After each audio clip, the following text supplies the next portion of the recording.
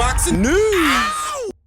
Okay, we'll start with this. We now know who WBO minimum weight champion Sarah Bormann will be fighting in her very next fight per Ruiz Boxing Promotions, an insane fight that will make boxing history. On the 18th of October this year at the Wansbecker Sports Hall in Hamburg, organized by Fides Sports, Sarah Bormann versus Yuko Kuroki, WBA and WBO World Championship Title Association. This is the chance of opportunities and a fight that changes everything. Ruiz Boxing Promotion goes above and beyond to give the fans what they deserve.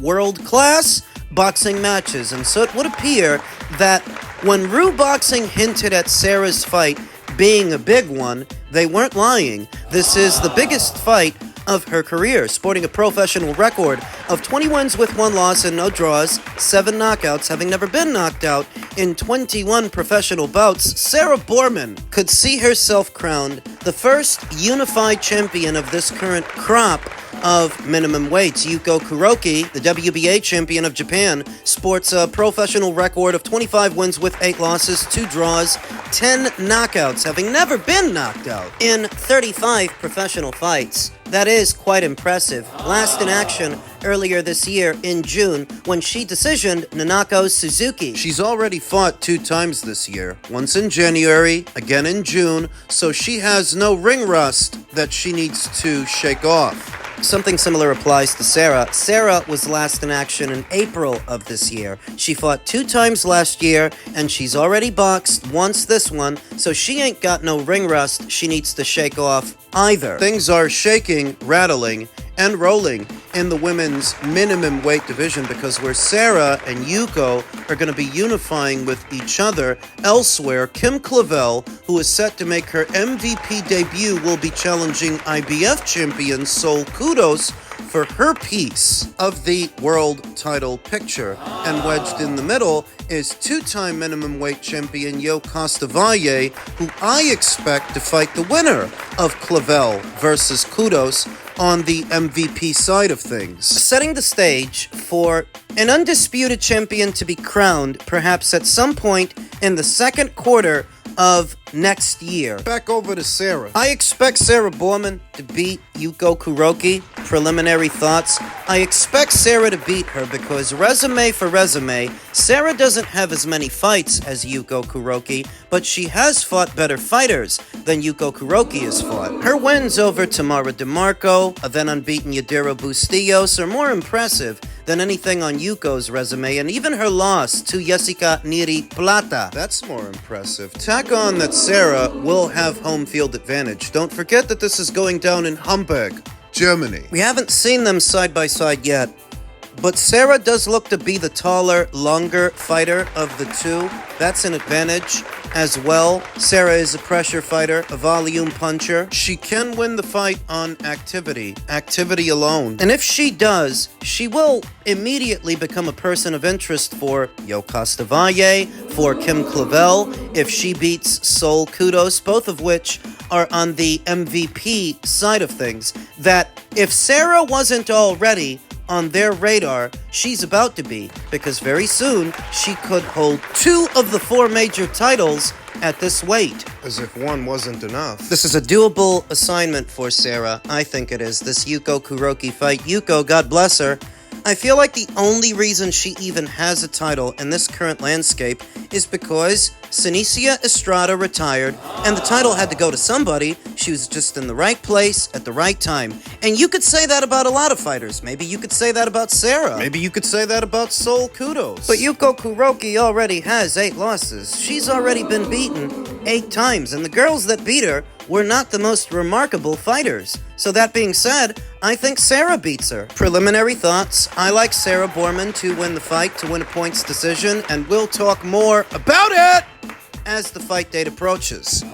Elsewhere in the world of boxing, Eddie Hearn can't blame Gervonta Davis for taking the huge payday. Eddie Hearn hates exhibitions. The British promoter would prefer to see Gervonta Davis in a rematch with Lamont Roach if Davis were to win a long-discussed lightweight showdown with Shakur as Stevenson Rodriguezson would be the next step. Hearn also understands the realities of the boxing business that cemented Davis's decision to face Jake Paul in an exhibition. that has been harshly criticized since it was officially announced Wednesday for November 14th at the State Farm Arena in Atlanta.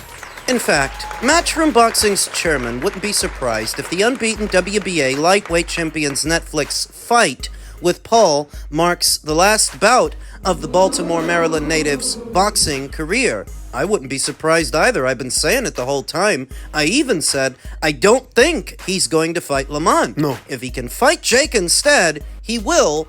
And so, here we are. Eddie Hearn can't be one of the Boo Birds. He can hardly blame Gervonta Davis for fighting Jake when not that long ago he was trying to get Anthony Joshua to fight Jake. So it would be quite hypocritical to criticize Gervonta Davis for getting the fight that Anthony didn't get. Fair enough. I think this kind of shows you where Gervonta is at, Hearn told The Ring. And by the way, Gervonta is probably making, I don't know, 30 million, 40 million. So do you blame him?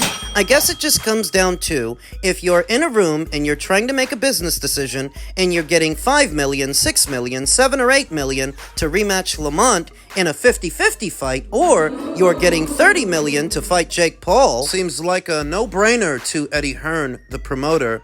30 million, 40 million. That's the ballpark figure Eddie puts out there, which is a lot more modest than the proposed 150 to 200 million Gervonta Davis's fans are saying. Gervonta Davis's fans are just a bunch of liars. They're exaggerating about the number so that they can make it seem like an offer he couldn't refuse. How could he turn down 150 or 200 million? That's ludicrous. 40 million, while still a lot of money, is also a lot more modest. Hearn wouldn't have accepted any alterations to boxing's Queensberry rules had Paul proceeded with a fight against Anthony, the two-time heavyweight champion Hearn's company promotes. Where does that ballpark figure come from? From the estimated $40 million Jake Paul made to box Mike Tyson and the $20 million that Mike was said to have made. Gervonta Davis, 30 years old, and Jake Paul, 28, are 65 pounds apart based on the last time each fighter officially weighed in. The safety concerns caused by such a wide weight disparity should make it impossible for the Georgia Athletic and Entertainment Commission to justify sanctioning this as a legitimate boxing match. Adjusted rules might be best at this stage of Davis's career, according to Hearn, because one of the sport's most vicious knockout artists suggested before his stunning majority draw with Roach on March 1st at the Barclays Center in Brooklyn that he doesn't want to box anymore. That is literally what he said at the beginning of the year, that this will be his final year in the sport of boxing. And also, don't forget that before he actually fought Lamont, he had already agreed to box Jake afterwards, thinking that he would beat Lamont. Except that he didn't. Afterwards, Davis exercised his contractual right to an immediate rematch with Roach, but the targeted dates of June 21st and August 16th were pushed back in part because his handlers explored the possibility of opposing Paul instead. Damage control. One of Gervonta Davis's coaches said, the Jake Paul fight is a weird one. Not the one we wanted next for Tank. Still, boxing is about making money and leaving healthy. This exhibition gives him a massive payday with the chance of retiring early. So can you blame him? For taking the money? No, not really, but we can blame him for avoiding most, if not all, of his contemporaries. We can blame him for that, and that's the real reason that people are angry. We've just got to have a little bit of common sense outside of our sport, Hearn said. In terms of who these people are and the kinds of decisions they're going to make, not everyone would turn that down. I get that in an ideal world and in an ethical boxing world, Davis would say, I'm not doing an exhibition with Jake Paul. I'm going back and fighting Lamont Roach. But Gervonta Davis is half checked out of the sport, so this may be the last fight for him. Maybe he's going, I just don't want to do it anymore. I don't have the hunger to do it. I get my payday here, and then maybe I'll come back and do another fight next year. Or maybe you'll never see me again. I don't think we can blame these young men. To each our own. And their own. Not everybody would turn down this opportunity, but it just so happens Canelo Alvarez did. Canelo Alvarez had the same opportunity to box Jake Paul that Gervonta Davis did in a circus fight, and he rejected it. He turned it down. Why? Because Canelo doesn't need to be a clown in Jake's circus to make that kind of money. He already makes that kind of money. Gervonta doesn't. For Gervonta to make that kind of money, he would have had to risk more than he usually does. He probably would have had to go to Saudi and box either Devin Haney or Shakur Stevenson, and he was never going to do that. How many times have I told you? As someone who has promoted the unbeaten Shakur Stevenson over the past year, however, Hearn realizes that this exhibition probably eliminates the possibility of him ever facing Davis. In a romantic boxing world, Hearn said, you'd want Gervonta Davis to rematch Lamont Roach and then fight Shakur in one of the best fights in the sport. But he can't fight Lamont and Shakur and make half the money he's gonna get to fight Jake Paul. No, he wouldn't make that same money fighting Lamont, but he could definitely make it fighting Shakur, because look at who would pay for it. Turkey would pay for it. And you never even know if Gervonta Davis is going to make it to a fight. Anything could happen, but this is a freak show, and we understand that freak shows do numbers. We saw that with Jake and Mike. I can only tell you what I told you before. This was not an either-or situation. He had plenty of time to fight Lamont in the summer, then Jake in the fall. The real reason he didn't fight Lamont is because he didn't know if he would win. The real reason he wants to leave the sport of boxing and retire this year, it's not because he's burned out from all the wars that he's had. He hasn't had any wars. So how could he already be so spent at 30 years old? It's not from all the top competitors he's taken on. It's because he's out of safe options.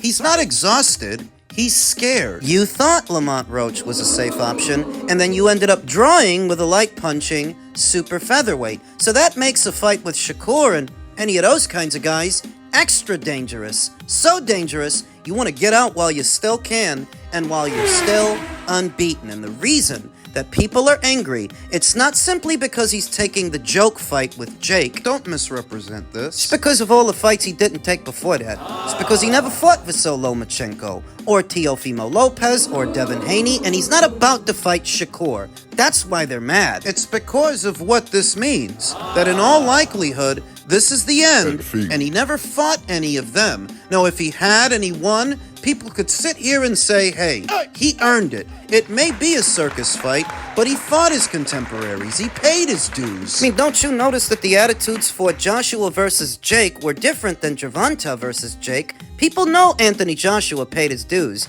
People know that for the most part, he fought the fights, the right ones. He won some fights and he lost some fights. But he did fight most of his contemporaries. Moreover, fighting Jake did not herald the end of Anthony Joshua's career, but it may herald the end of Gervonta's. For Joshua, he could go in there, do the dance with Jake, stop him, then go into a fury fight. It's not over. It's the kind of person he is, the kind of man that he is. Whereas Gervonta, for him, in all likelihood, this is it. This is the end. So when you talk about why people are upset and why they're criticizing him, it's not simply because he took the Jake Paul fight. It's because of all the other fights he didn't take beforehand. And because of what this means. What it means is he's never going to. The reason I'm not upset is because I told you that a long time ago. I said that years ago. Years later, I was right. Men's heavyweight news, it's now or never, as Andy Ruiz returns under Manny Robles. Once again, this month marks a full year since the former unified heavyweight world champion Andy Ruiz made his last in-ring appearance. Since coming into his Anthony Joshua rematch, 15.5 pounds heavier, and being soundly beaten over 12 rounds in Saudi in December of 2019, the longtime contender has only boxed 3 times, and flattered to deceive on each of those occasions. We were all expecting so much better from Andy. Now, one key figure that didn't feature in his corner during those appearances has been warmly welcomed back into the fold. Highly regarded trainer Manny Robles. Ruiz shared an image of them together in February, and outlets quickly pounced on news of a reunion, though nothing was set in stone until now. The former belt holder has been rehabbing from a badly broken right wrist sustained during the 5th round of his 12th round majority draw with Jarrell Miller last August, and been sharing his experiences receiving stem cell treatment in the meantime. Manny Robles told The Ring of his surprise that former 2-weight world champion Oscar Valdez sought him out at the gym in hopes the pair would work again together, and now another ex-world champion has returned to familiar ground in hopes of rekindling the magic they once had. It was Manny Robles that got him to those titles after all, that big win over Anthony, after a 15-month layoff following his 12-round majority decision defeat to Joseph Parker for the vacant WBO title. Ruiz joined Robles, and together they were unbeaten over 4 fights, with 3 stoppages, including the first Joshua fight, accepted on a month's notice. Robles' stable is booming. The ring and WBO junior bantamweight champion Mizuki Hiruta, newly minted WBA interim middleweight champion Armando Resendiz, and longtime junior welterweight contender Sergey Boachuk are all riding high. Now Andy is in the mix. Andy Ruiz, who left Robles in the wake of his one-sided Joshua defeat in their rematch,